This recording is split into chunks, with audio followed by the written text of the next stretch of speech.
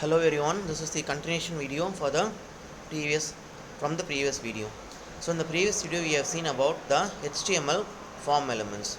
Now in this video we will see about the next part, that is a cascading style sheets.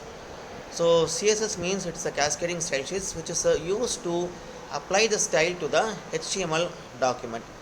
So this CSS will describe how the HTML elements should be displayed in the web page. Now you can see the syntax for this CSS.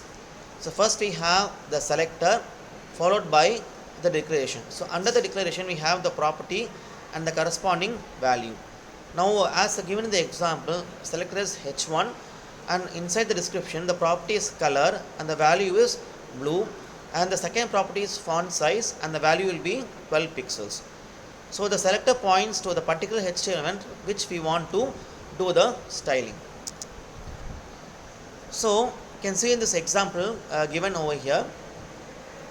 So we have P. The P is a selector. P means a paragraph. We have the open and the close parenthesis.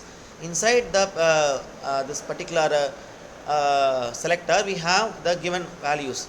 Property is the color, value is red, and text align, and the value is center. So that means the color of the font will be red color and it will be aligned towards the center of the web page. So this is how you can able to style the elements for the HTML document. Now again you can look into the example given over here. So in this particular example, under the style tag, the first style is given for the body. That means the background color will be light blue, and for the header it is given as the color is white and the alignment as center.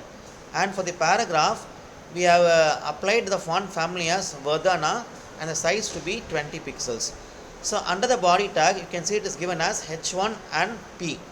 So for the h1 you can see the corresponding style will be applied, and for the p also the corresponding style will be applied, and for this particular web page the background color will be light blue. Now we go on to the next one, that is the types of CSS. So there are three ways of inserting the style sheets, that is external CSS, internal CSS and inline CSS. So external CSS means we can give this particular style element or it can be defined in a separate file called as the CSS file, and we need to use a link element to link it into the main HTML file. Now you can see the example for the external CSS. Now in this particular HTML coding you can see that there is no style defined at all in this particular page, but when you look into the header tag, that is head tag, you can see a statement like this, that is a link rel which is equal to the style sheet and href is equal to mystyle.css. So the meaning is inside that mystyle.css file the style element will be declared over there, and that will be called in this particular program. So definitely the style will be applied for the header h1 and the p tag. Next is the internal CSS. So the internal CSS may be used within the HTML page itself. It can be defined inside the style tag. So when you look into the example program, under the style tag we can see that the style is defined for the background color of the body as a linen, and it is given for the header h1 also, that is the color will be maroon and the left hand side margin is to be 40 pixels. So automatically this particular style will be applied. Since this particular type of styles are being applied within the style element, it is called as internal CSS. Third one is inline CSS. It is also called as embedded CSS. So it is a unique way of applying a style for single element. So you can apply the style element on the particular element itself directly. So when you look into the example coding, you can see here the styles have been defined for the header h1 and the p.